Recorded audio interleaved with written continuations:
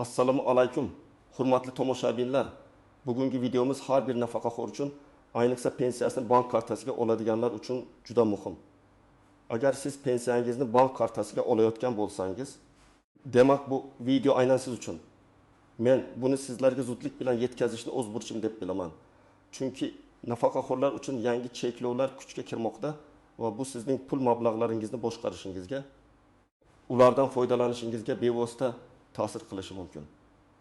Bu ma'lumotni bilmaslik sizni jiddiy muammolarga olib kelishi mumkin.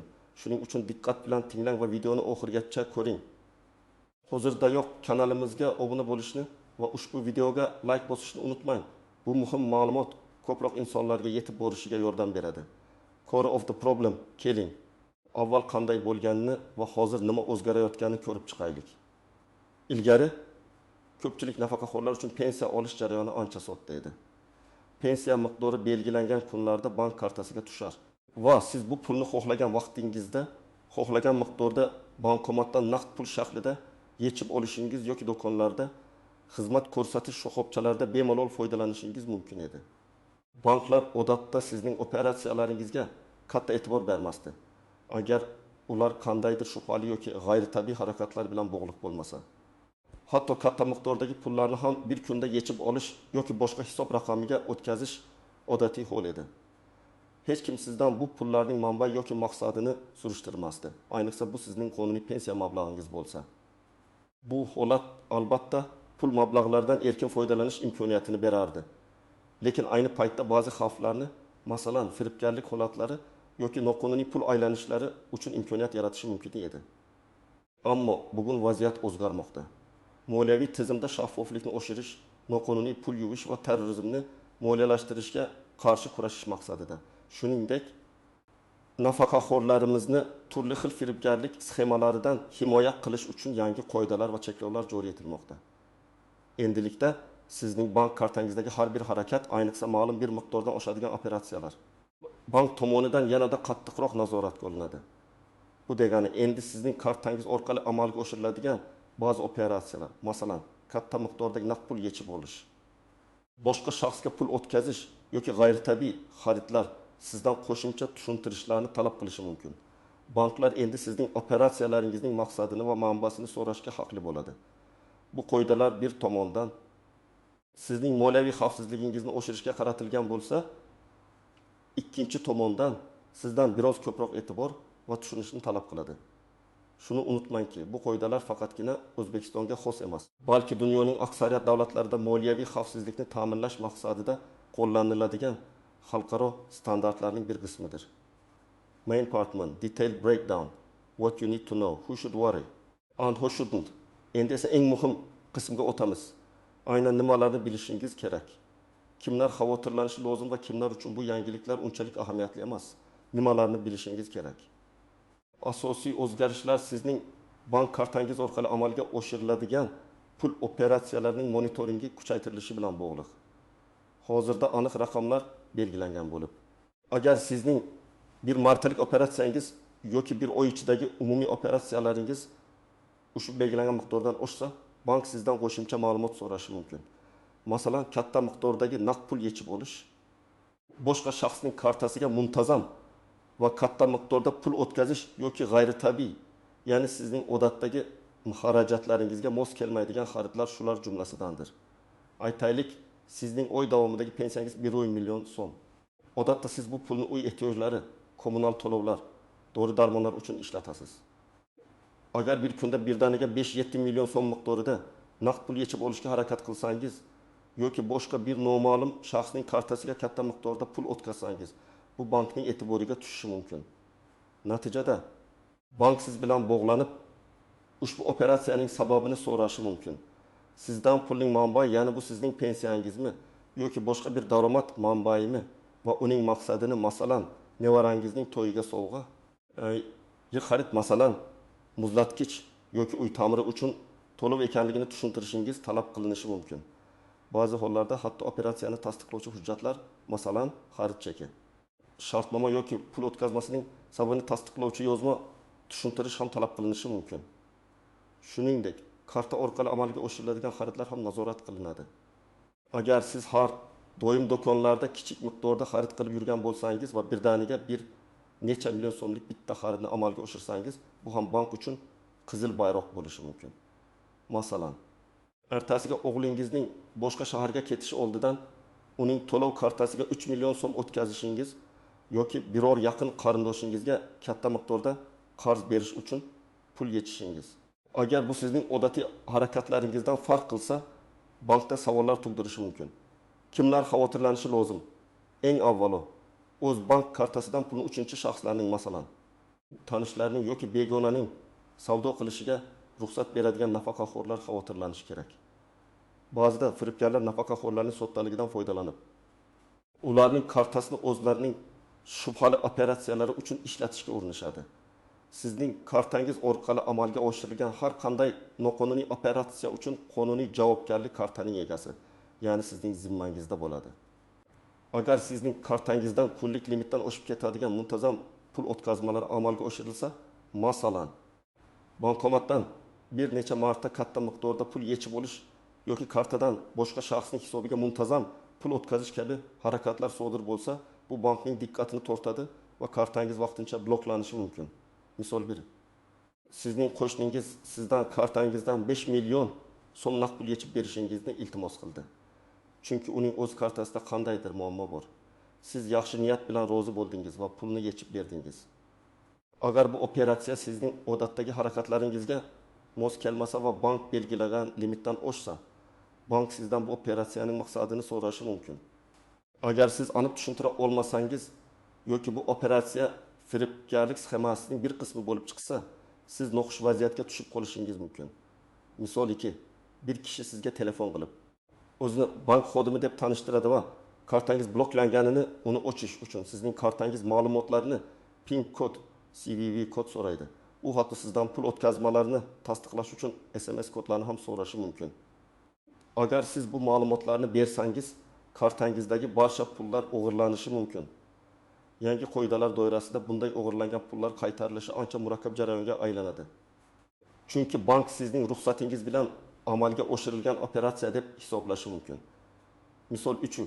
Sizda kichik tadbirkorlik faoliyati bor. Masalan, o'zingiz to'qigan ro'mollarni sotasiz. Avvallari to'lovlarni o'z pensiya kartangizga qabul qilishingiz mumkin edi. Endilikda, agar sizning kartangizga muntazam ravishda va katta miqdorda har xil shaxslardan pul tushumlari kelib tursa, bu tijorat faoliyati sifatida baholanishi va sizdan tegishli hujjatlar, masalan, yakka tartibdagi tadbirkorlik guvohnomasi talab qilinishi mumkin. Aks holda, bu noqonuniy tadbirkorlik faoliyati sifatida ko'rib chiqilishi va ma'muriy javobgarlikka tortilishingiz mumkin. Kimlar xavotirlanishi shart emas. Pensiyasini shaxsiy ehtiyojlar uchun, ya'ni kommunal to'lovlar, oziq-ovqat, dori-darmon, nabiralarga sovg'alar va boshqa kundalik xarajatlar uchun ishlatadigan nafaqaxo'rlar xavotirlanishi shart emas. Agar siz pensiyangizni muntazam ravishda kichik yoki o'rtacha miqdorda yechib olsangiz, do'konlarda to'lovlarni amalga oshirsangiz, kommunal xizmatlar uchun to'lasangiz yoki yaqin qarindoshlaringizga, farzandlaringiz, nabiralaringizga o'rtacha miqdorda pul o'tkazsangiz, bu operatsiyalar odatda hech qanday savol tug'dirmaydi va bank xizmatiga muammosiz foydalanishingiz mumkin. Ya'ni hayotdagi oddiy kutilgan moliyaviy harakatlar hech qanday cheklovlar ostiga tushmaydi. Bu qoidalar sizni emas, balki firibgarlarni va noqonuniy pul aylanmalarini to'xtatishga qaratilgan. Main Part 2. Exception to the rules, pitfalls and unobvious nuance. Har bir qoidaning o'z istisnolari va o'ziga xos jihatlari bo'lgani kabi. Bu yangi cheklovlarda ham ba'zi nozik nuqtalar mavjud. Ularni bilish sizni ko'plab tushunmovchiliklardan asraydi. Istisnolar. Ba'zi operatsiyalar bank tomonidan kamroq shubhali hisoblanadi. Masalan, davlat tashkilotlaridan, masalan, Sog'liqni saqlash vazirligi yoki ijtimoiy himoya agentligidan keladigan to'lovlar, agar ular tasdiqlangan bo'lsa, albatta hech qanday savol tug'dirmaydi. Shuningdek, sizning maoshingizdan o'tkazilgan, agar pensiyadan tashqari daromad manbangiz bo'lsa, yoki rasmiy ish joyingizdan kelgan o'tkazmalar ham shubhali hisoblanmaydi.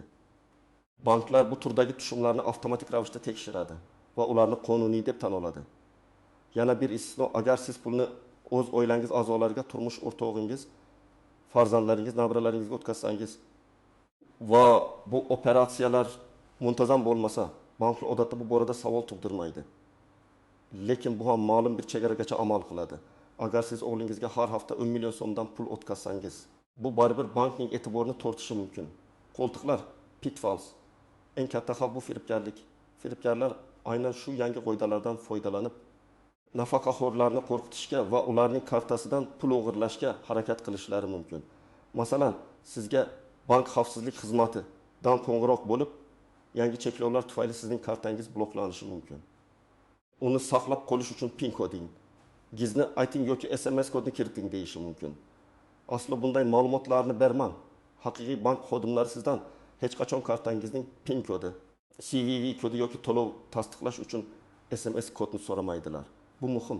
Agar shunday qo'ng'iroq bo'lsa, darhol bankning ishonch telefoniga qo'ng'iroq qilib, vaziyatni aniqlashtiring. Yana bir qo'ltiq, bu onlayn do'konlarda shubhali xaridlar qilish. Ba'zida firibgarlar juda jozibador, lekin asossiz takliflar bilan chiqishadi. Masalan, bepul uy-joy. Faqat ma'lum bir komissiyani kartadan o'tkazing yoki siz katta yutuq egasi bo'ldingiz, yutug'ingizni olish uchun kartangiz raqamini kiriting. Bunday takliflarga ishonmang. Har qanday shubhali xarid, ayniqsa boshqa mamlakatlardagi onlayn do'konlardan bankning e'tiboriga tushishi va kartangizning bloklanishiga sabab bo'lishi mumkin. Noaniq-noaslar sizning kartangizni boshqa shaxslar uchun tranzit nuqtasi sifatida ishlatish. Ba'zida do'stlar yoki tanishlar o'zlarining shaxsiy bank hisoblarida muammo bo'lganligi sababli sizning kartangiz orqali katta miqdordagi pulni o'tkazishni so'rashlari mumkin. Ular sizga pul naqd berib, sizning kartangizdan boshqa hisob raqamiga o'tkazishingizni iltimos qilishadi. Bu juda xavfli. Agar u pulning manbai noqonuniy bo'lsa, siz ham bu jarayonga sherik bo'lib qolishingiz mumkin. Bu nafaqaxo'rlar uchun juda jiddiy oqibatlarga olib kelishi mumkin. Chunki sizning nomingizdan amalga oshirilgan operatsiya uchun javobgarlikni siz o'z zimmangizga olasiz. O'z kartangizni hech kimga pul o'tkazish uchun bermang.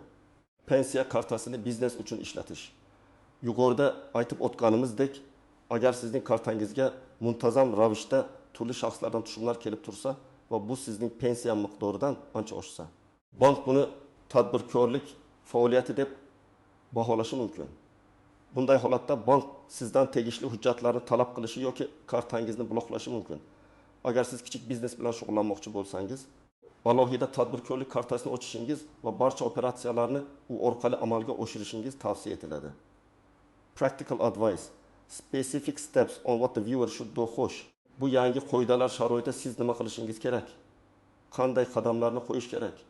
Men sizga aniq va tushunarli ko'rsatmalar beraman. O'z bankingiz bilan bog'laning va ma'lumotlarni aniqlashtiring. Eng birinchi va eng muhim qadam bu sizning pensiyangiz tushadigan bank bilan bog'lanish. Har bir bankning o'z ichki siyosati va nazorat choralari bo'lishi mumkin. Bankning ishonch telefoniga qo'ng'iroq qiling.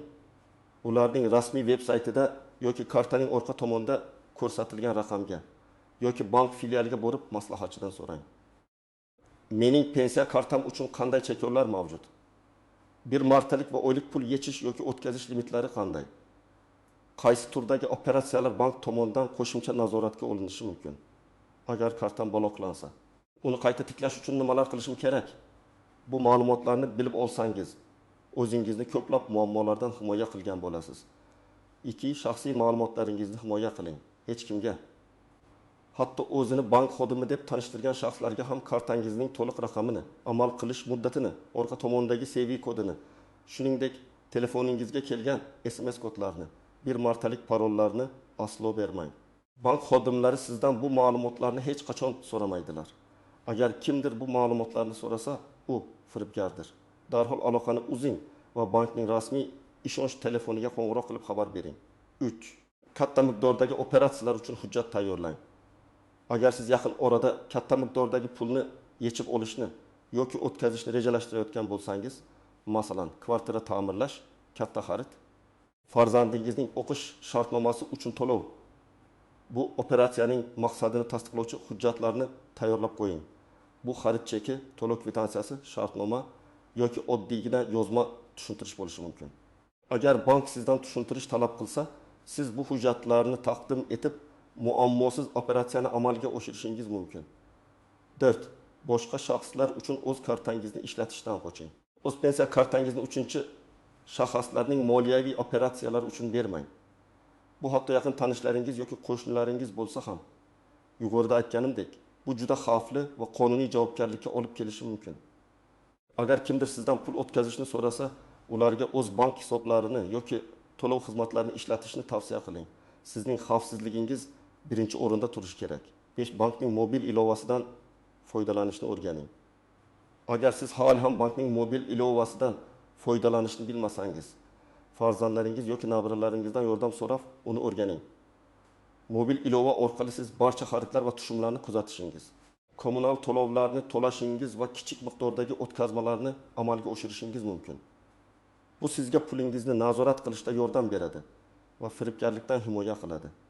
Chunki siz o'z operatsiyalaringizni doimiy ravishda ko'rib turasiz. Olti pul yechish yoki o'tkazishda limitlarga rioya qiling. Agar sizga katta miqdordagi naqd pul kerak bo'lsa, uni bir kunda emas, balki bir necha kun davomida yechib olishga harakat qiling, bank belgilagan kunlik limitlardan oshmasdan.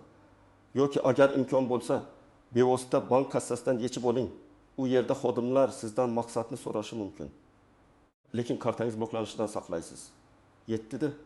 Shubhali SMS yoki qo'ng'iroqlarga javob bermang. Sizga notanish raqamlardan kelgan shubhali SMS xabarlar, masalan, sizning kartangiz bloklandi. Bu raqamga qo'ng'iroq qiling yoki qo'ng'iroqlarga ishonmang. Banklar odatda mijozlar bilan rasmiy aloqa kanallari orqali bog'lanadilar. Agar shubha tug'ilsa, har doim bankning rasmiy cho'nch telefoniga o'zingiz qo'ng'iroq qiling. Bu oddiy qadamlar sizning moliyaviy xavfsizligingizni sezilarli darajada oshiradi va yangi cheklovlar tufayli yuzaga kelishi mumkin bo'lgan muammolardan sizni himoya qiladi. Conclusion and final hook demak, hurmatli nafaqaxo'rlar, bugungi videomizda pensiya kartalaringizga tushadigan mablag'lar bo'yicha yangi qoidalar va cheklovlar haqida batafsil ma'lumot berdim. Esingizda bo'lsin, bu qoidalar sizni qiynash uchun emas, balki sizning pulingizni firibgarlardan himoya qilish va moliyaviy tizimda tartibni ta'minlash uchun joriy etilgan. Asosiysi ogoh bo'lish, o'z bankingiz bilan aloqada bo'lish va shaxsiy ma'lumotlaringizni himoya qilish. Umid qilamanki, bu ma'lumotlar siz uchun juda foydali bo'ldi. Siz bu haqda nima deb o'ylaysiz? Bu yangi cheklovlar haqida sizning fikringiz qanday? Izohlarda o'z fikrlaringizni yozib qoldiring, men ularni diqqat bilan o'qib chiqaman. Agar video sizga foydali bo'lgan bo'lsa, albatta unga like bosing va kanalimizga obuna bo'lishni unutmang. Chunki biz har doim siz uchun dolzarb va foydali ma'lumotlarni ulashishda davom etamiz. O'zingizni ehtiyot qiling va moliyaviy savodxonligingizni oshirishda davom eting. Keyingi videolarda ko'rishguncha